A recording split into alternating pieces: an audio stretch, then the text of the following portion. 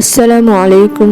সম্মানিত দর্শক, আশা করি আল্লাহর অশেষ মেহেরবানিতে সকলেই ভালো আছেন। কোরআন অধ্যয়নকারীদের প্রতিদান সংক্রান্ত একটা দীর্ঘ বর্ণনা সম্বলিত হাদিস সময় করে সবাইকে পড়ার আর শোনার অনুরোধ রইল। হযরত মুআয বিন জাবাল রাদিয়াল্লাহু আনহু থেকে বর্ণিত আছে যে রাসূল সাল্লাল্লাহু আলাইহি ওয়াসাল্লাম বলেছেন, তোমাদের মধ্য থেকে কেউ যদি রাতের বেলা নামাজ পড়ে তাহলে সে যেন সশব্দে পাঠ করে, কেননা ফেরেশতারা তার সাথে সাথে নামাজ পড়ে এবং তার কিরাত শুনে।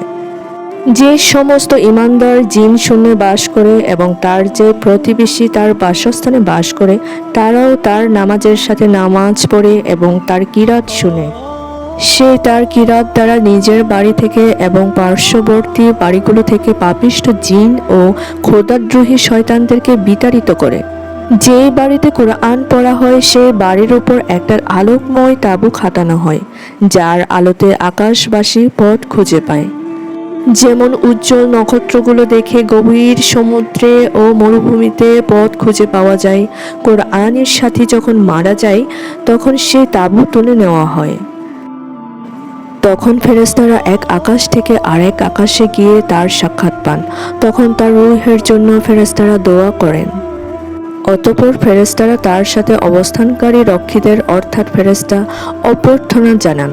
অতঃপর ফেরেশতারা কিয়ামত পর্যন্ত তার জন্য ক্ষমা প্রার্থনা করতে থাকেন। সুবহানাল্লাহ।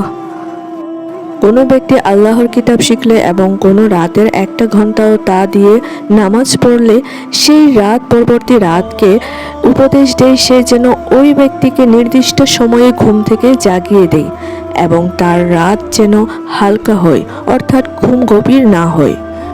অতঃপর সে ব্যক্তি যখন মারা যায় এবং তার আত্মীয় স্বজন তার দাফন কাফনের প্রস্তুতি নিতে থাকে, তখন কোরআন অতি সুন্দর রূপ ধারণ করে এসে তার মাথার কাছে দাঁড়ায়। সুবহানাল্লাহ, আল্লাহু আকবার। এই সময় কোরআন এসে তার মাঝে ও ফেরেশতাদের মাঝে অবস্থান নেই। ফেরেশতাদ্বয় কোরআনকে বলেন, তুমি একটু সরো, আমরা ওকে জিজ্ঞাসাবাদ করব। কোরআন বলবে, না, কাবা শরীফের প্রভুর কসম, সে আমার সাথী ও বন্ধু, তাকে কোনো অবস্থাতেই অসহায় ছেড়ে দেব না। তোমাদেরকে যদি কোনো কিছু আদেশ দেওয়ার হয়ে থাকে তবে তোমরা সে আদেশ পালন করো, আমাকে আমার জায়গায় থাকতে দাও, কেননা আমি তাকে বেহেশতে প্রবেশ না করানো পর্যন্ত তাকে ছেড়ে কোথাও যাব না। অতঃপর কোরআন তার সাথীর দিকে তাকাবে এবং বলবে, আমি সেই কোরআন যাকে তুমি প্রকাশ্যে ও গোপনে পড়তে এবং ভালোবাসতে, আমি তোমার বন্ধু, আর আমি যাকে ভালোবাসি আল্লাহ তাকে ভালোবাসেন। আল্লাহু আকবার। মুনকার আর নাকিরের প্রশ্নের পর তোমার আর কোনো দুশ্চিন্তা ও দুঃখ থাকবে না। অতঃপর মুনকার ও নাকির তাকে প্রশ্ন করবেন এবং তারপর তারা ওপরেই চলে যাবেন। এরপর সে ও কোরআন অবশিষ্ট থাকবে।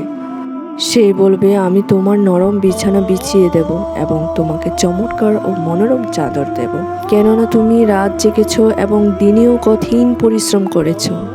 এরপর চোখের পলকে যে দ্রুত গতিতে কোরআন আকাশে চড়বে এবং আল্লাহর কাছে নরম বিছানা ও সুন্দর চাদর চাইবে। আল্লাহ তাআলা তৎক্ষণাৎ দিয়ে দেবেন। অতঃপর কোরআন ফিরে আসবে, তার সাথে সস্তা আকাশের হাজার হাজার ফেরেশতারা অবতীর্ণ হবে।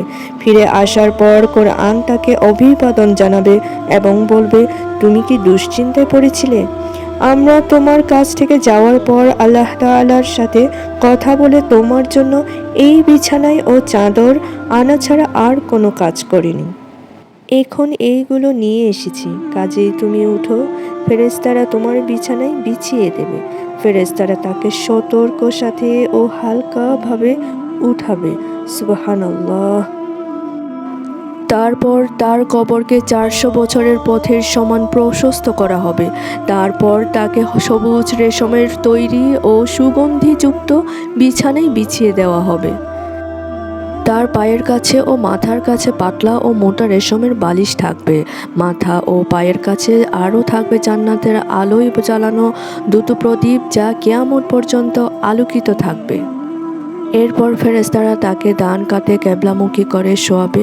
অতঃপর বেহেশতের ইয়াসমিন ফুল তার কাছে আনা হবে এবং ফেরেশতারা তার কাছ থেকে বিদায় হয়ে ওপরে চলে যাবে। এই সময় কেবল সে ও কোরআন থাকবে। সুবহানাল্লাহ, আল্লাহু আকবার। কোরআন ইয়াসমিন ফুল তাকে কবরের অধিবাসী নাকের কাছে ধরবে এবং সে কিয়ামত পর্যন্ত তার ঘ্রাণ নিতে থাকবে। কোরআন তার সাথীর আত্মীয় স্বজনের কাছে ফিরে যাবে এবং প্রত্যেক দিনে ও রাতে তাকে সকল প্রয়োজনীয় খবর জানাবে। স্নেহময় পিতা যেমন তার পিতার সাথে কল্যাণমূলক আচরণ করে, তেমনি কোরআনও তার সাথে কল্যাণমূলক আচরণ করবে।